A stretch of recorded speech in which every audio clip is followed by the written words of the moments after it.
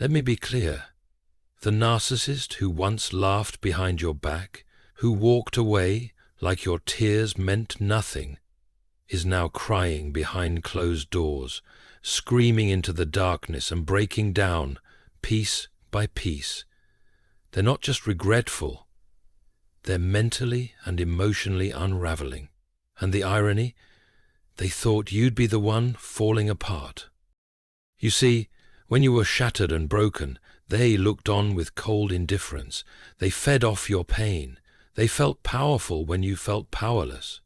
But now the tables have turned, and what you're not seeing behind their proud social media posts and fake smiles is a person coming undone. They are crying into pillows at night, having full-blown rage episodes behind locked doors, throwing things across rooms and whispering your name through gritted teeth. Why? Because your silence is louder than their manipulation. Your healing has become their undoing, and your peace, the very thing they tried to destroy, is suffocating them now. And here's the most chilling part. God is allowing it, not because he delights in their misery, but because he's a just God. When someone sows deception, betrayal, and emotional abuse, what do you think they'll reap?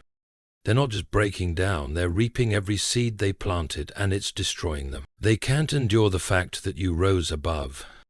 What shakes them the most, what leaves them pacing the floor in the middle of the night, fists clenched, eyes burning, breath shallow, is not your absence, it's your elevation.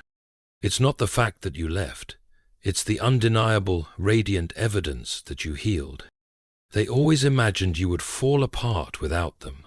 That was the silent expectation, one they never said out loud, but one they deeply believed, that after all the emotional abuse, the gaslighting, the betrayal master's affection, the passive-aggressive silence and the calculated control, you would be too broken to rise, too shattered to see clearly, too weak to move forward. They thought they had reduced you to someone who needed them. Even if you hated what they did, they thought they had trained you to believe that chaos was love, that their absence was punishment, that their return, whenever they decided to give it, would feel like mercy. But God had other plans. See, what they didn't realize, what their ego blinded them from understanding, is that pain does not always destroy. Sometimes it sanctifies. And what they meant for harm, God used for refinement. While they moved on quickly, parading false confidence and empty smiles, you collapsed before the throne of grace. You brought your broken heart, your bleeding spirit, and your crushed identity before the only one who could breathe life into dry bones. And God, in his mercy, rebuilt you in secret. You didn't rise because of revenge. You rose because of revelation. You realized that you had spent too long trying to get someone to see your worth who was committed to keeping you blind to it. You realized that begging for crumbs of love is never what God intended for a soul he created with such precision and glory. You realized that healing was not about getting an apology, it was about breaking the cycle of self-abandonment. And as you began to shed the identity they tried to stamp on you, something divine began to unfold. Your voice returned, clearer, stronger, unshakable. Your mind, once clouded by manipulation and confusion, began to sharpen under the light of truth. Your spirit, once heavy with false guilt and the weight of their projections, started to soar. And now, they don't recognize the woman you've become. Because she no longer trembles when they go silent. She no longer panics when they pull away. She no longer questions if she's lovable based on their approval. She no longer needs them to choose her in order to believe she's worthy, and that terrifies them, because the power they once held over you was never love, it was control, emotional dominance masquerading as affection. Their identity depended on you being small, on you staying stuck, on you looking up to them even when they were tearing you down. But you're not looking up anymore. you're walking forward. Your posture has changed. Your eyes no longer scan for their attention. Your heart no longer aches for their presence. You've made peace with the silence. You've found joy in the solitude. You've built a life, not just apart from them, but above their reach. And it's that altitude that burns them now, because in their universe, the idea that you could become better without them threatens their illusion of superiority. It pokes holes in the fantasy that they were the best thing that ever happened to you. It challenges the lie that you are nothing without their validation. You see, narcissists don't mourn the person, they mourn the control, the influence, the emotional access. And when they realize they can no longer penetrate your peace, they lose their grip, not just on you, but on the carefully constructed image of themselves. They wonder how you stopped caring, but it's not that you stopped caring, it's that you started caring about yourself more. You started listening to the voice of God over the voice of guilt. You started pursuing purpose over proving your worth. You started building, dreaming, living, not for their attention, but for God's glory. And the most dangerous thing to a narcissist is a person who no longer fears being alone. Because when you no longer fear being alone, you're no longer afraid to lose them. And when you're no longer afraid to lose them, you're no longer susceptible to their games. You've outgrown their reach, and they feel it like a weight pressing down on their chest. They sense it in the stillness that used to be filled with your pleading voice. They hear it in the absence of your reactions. They feel it every time they try to bait you and you don't bite. Every time they test the waters and you remain still. It's not indifference, it's deliverance. And that kind of deliverance doesn't come from self-help books or self-empowerment slogans. It comes from the presence of God, from the long nights of surrender, from the deep, soul-breaking groans that only the Holy Spirit could interpret, from the prayers that felt unanswered but were actually being fulfilled in silence. That's what's got them unraveling, because they know they didn't set you free. They know they didn't inspire your healing. They know they weren't the reason you rose. God was. And now their pride has to sit and watch what they never believed would happen, the one they underestimated, becoming untouchable. You are the living proof that no matter how dark the pit, God still resurrects. No matter how severe the wound, God still restores. And no matter how cruel the abandonment, God never leaves his children where the narcissist dropped them. They can't handle that, because they never expected you to become whole. But here you are, whole and holy, and out of reach forever. They're obsessing and watching you non-stop. They said they didn't care. They told everyone they had moved on. On the surface, they made it look easy. Quick smiles, casual photos, shallow conversations. But behind that mask, behind the silence and ego, is a storm they can no longer contain. They are obsessed with you, not in love, not in remorse, but in panic, in confusion, in deep, unrelenting torment. Because you, the one they were so sure would be watching them, are no longer watching. And that reversal of attention, that shift in power, is something they never prepared for. You were supposed to be the one staring at their profile. You were supposed to be the one refreshing their feed, wondering if they miss you, wondering if they've found someone new. But you didn't stay in that story. You broke the script. You walked away not only from the relationship, but from the addiction to chaos. Now they're the ones staring, clicking, refreshing.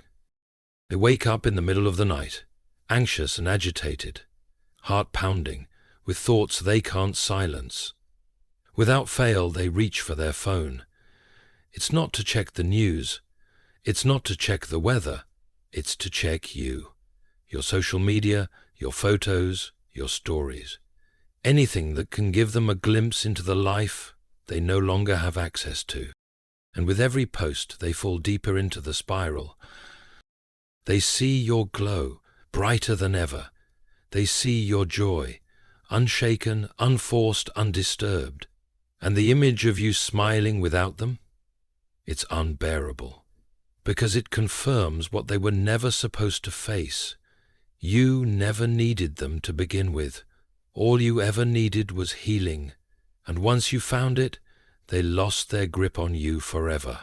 They're studying your face now like a puzzle they can't solve, wondering if there's someone else, wondering who's behind the camera, wondering how you moved forward so effortlessly when they're still stuck in the cycle of pretense and rage. And every time they imagine you with someone else, their thoughts spin out of control. They picture you laughing in someone else's arms, sharing the love they once took for granted. And it fills them with something darker than sadness. It fills them with torment. Not because they love you, but because they can't own you anymore. That's what it's always been about. Possession, influence, control. They never nurtured your soul. They monitored it. They never protected your heart. They preyed on it. And now that you've taken your power back, silently, completely, unapologetically, they are left with the only thing they ever truly feared, irrelevance. And make no mistake, their obsession is not passive, it's not casual, it's spiritual. They are searching for cracks, openings, weaknesses, anything to reinsert themselves into your peace. But God has sealed the door. He's covered you in a grace so deep, so complete, that all their watching only leads to frustration. You've become untouchable, not because of pride, but because of protection. You've shifted realms. You've gone from emotional captivity to spiritual liberty. And the same person who once made you feel invisible is now haunted by the visibility of your freedom. They see you walking with strength. They see you living with purpose. They see you surrounded by light they can no longer dim, and it breaks them. They might never admit it. In fact, they'll deny it. They'll call you arrogant, cold, distant, even fake. But it's just projection. It's the reaction of someone who can't stand the mirror you now hold up to their dysfunction. Because your healing exposes their failure, your stability highlights their instability. And your silence? It's a thunderstorm in their conscience. You're not reacting anymore. You're not performing for their attention. You're not explaining, proving, or defending your worth. And for someone who thrived on your neediness, your clarity is a curse they can't shake. So let them watch. Let them circle your page 1,000 times. Let them wonder who you've become. Let them ache over what they lost.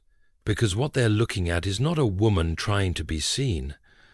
It's a daughter of God who is finally walking in her worth.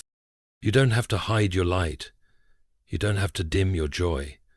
You don't have to shrink so they feel less inadequate. They broke you, thinking you'd stay broken. But what they didn't know is that he who started a good work in you was faithful to complete it. And now they're witnessing the evidence of that promise. One post, one smile, one peaceful silence at a time. And here's the most powerful part. They can study your life, but they will never again be part of it. If this word resonated deep in your spirit, if you've seen with your own eyes how God turned the watcher into the one being watched, I want you to comment below. They're watching, but I'm walking with God. Because you weren't made to live in their prison. You were made to live in His purpose. And that's exactly what you're doing now. Your silence is heaven's punishment to them. They thought silence would be their weapon. They believed that withholding affection, ignoring your pain, refusing to give you clarity, that all of it would break you. They used the quiet as a form of control, To them it was strategic, cruel, and calculated. They thought the absence of words would hold more power than the presence of love. But now that the silence is coming from you, it's no longer a weapon, it's a judgment. Because this silence is different. It's not manipulative. It's not revenge. It's sacred. It's covered in the presence of God. It doesn't scream. It doesn't beg. It doesn't explain. It simply exists. And that alone is shaking them more than any confrontation ever could. They never imagined that you would go quiet like this. Not the version of you they remember. The version who would have done anything for one more conversation, who used to plead for understanding, who cried when they left without saying goodbye. But that version no longer answers when they reach out. That version no longer flinches when their name is mentioned. That version no longer lives here. The silence that now surrounds you is not emptiness, it's peace. And for a narcissist who once fed on your reactions, your silence is starvation. They thrived on seeing you confused, unsteady, desperate for answers. Every time you reached out to ask why, every time you tried to make sense of the madness, it reaffirmed their sense of control. But now, there's nothing. No reaction, no response, no access. You're not ignoring them out of bitterness. You've simply been called higher. You've stepped into a space where God is speaking louder than your pain ever did, and where the stillness of His voice has replaced the noise of their manipulation. And the silence they now receive from you is not a wall, it's a boundary, not built from hate, but from healing. They can't stand it, because silence forces them to sit with themselves, and they hate being alone with the truth. When you don't respond, they're left with the echo of their own choices. They can't distract themselves with arguments. They can't twist your words if you never speak them. They can't rewrite the narrative if you've already walked off the page. You've become unavailable, not just physically, but spiritually. That connection they once misused is now protected by something holy. And they feel it, even if they don't understand it. They sense that your silence isn't just the absence of noise, it's the presence of consequence. Because heaven doesn't always speak through thunder. Sometimes it whispers through the quiet that follows betrayal. God saw everything they did behind your back, every lie spoken, every moment they pretended not to notice your tears, every time they discarded you like your heart wasn't handcrafted by the Almighty. And instead of calling you to fight back, God called you to step back, to withdraw, to go quiet, not out of weakness, but as a divine response to dishonor. Now, in your absence, they are confronted with the full weight of their actions, and while you rest in the arms of restoration, they are left pacing the prison of their own conscience, haunted not by your words, but by the fact that you no longer offer any. This silence is not passive, it's powerful. Because sometimes silence is the sound of God closing a door that no man can reopen. Sometimes it's the final answer in a conversation that never needed to happen. Sometimes it's mercy for the one who was broken, and judgment for the one who broke them. And that's what they're facing now. They're replaying every moment they ignored you. Every time they dismissed your tears, thinking you'd always come back. Every time they underestimated your strength. And now, the silence that surrounds you speaks louder than their justifications ever could. You're not punishing them. You're protecting yourself. And in doing so, you're participating in something higher than human logic. You're aligning with divine justice. Because God doesn't always send storms. Sometimes He sends silence. And for the one who hurt you, that silence has become the loudest sound they've ever heard. You didn't need to shout. You didn't need to curse. You didn't even need to explain. Your silence did what your words never could. It drew the line. It said, enough. And heaven agreed. God is punishing them. You don't need to speak. You've said enough. You've cried enough. You've prayed enough. There was a time you believed justice would only come if you confronted them, explained everything, laid it all bare so they could finally understand the pain they caused. But now you know, some justice doesn't come through arguments. It comes through silence, timing, and the hand of Almighty God. You no longer need to fight to be heard. Heaven has taken your case. God saw everything they did.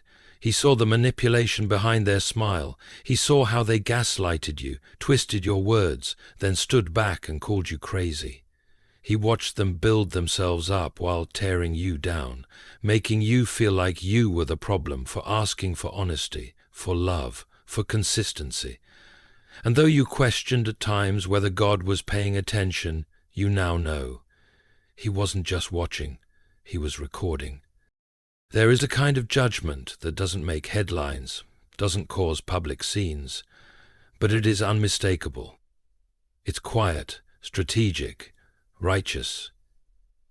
It unfolds in a way that only God could orchestrate. It doesn't destroy all at once. Instead, it pulls back piece by piece, the false foundation someone built on pride, deceit, and control.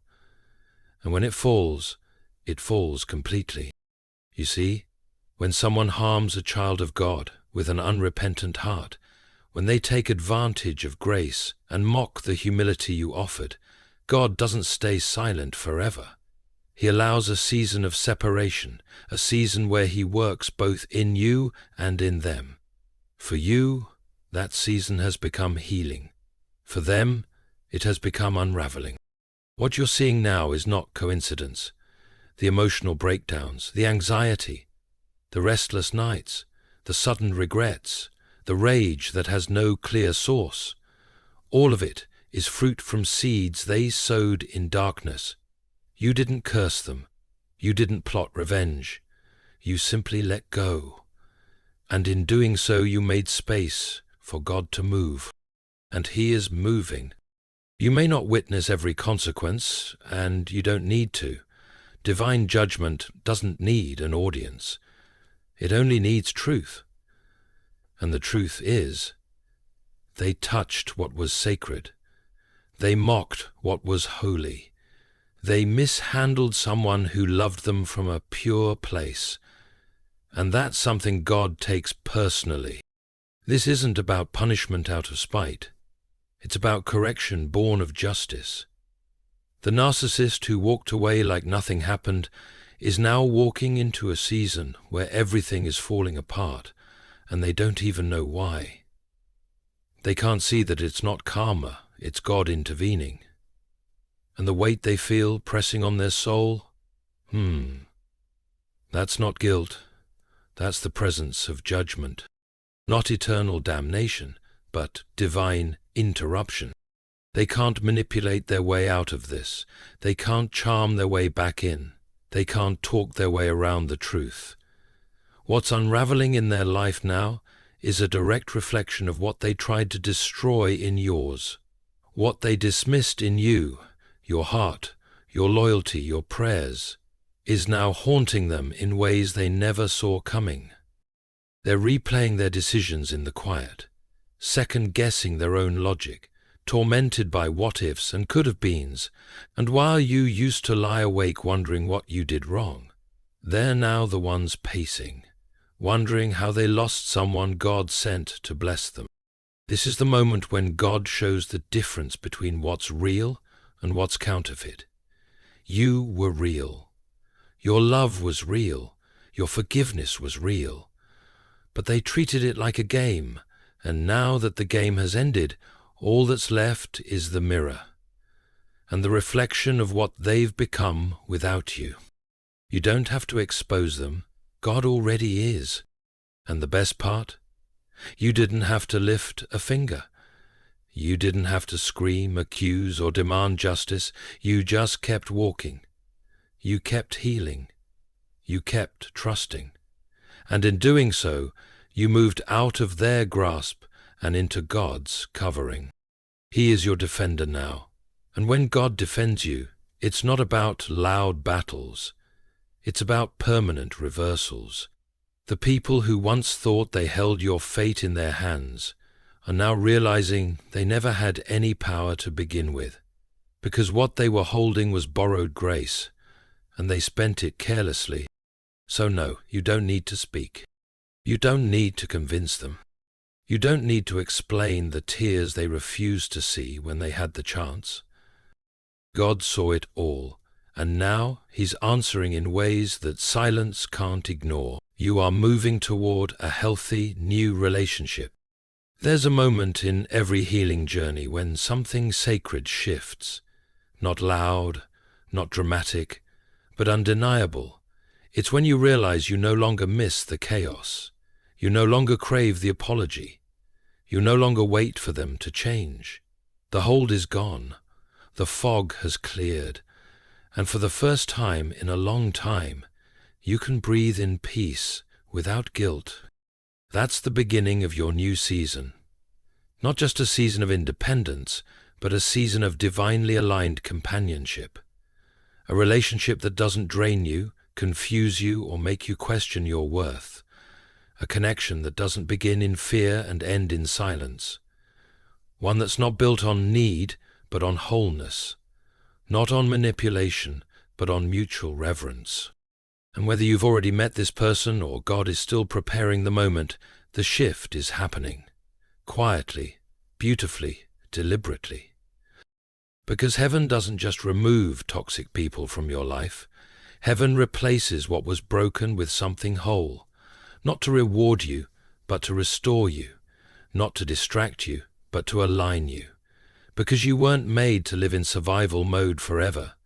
You weren't created to carry the memory of that dysfunction into every new relationship. God is too wise and too loving to leave you with ashes when He promised beauty.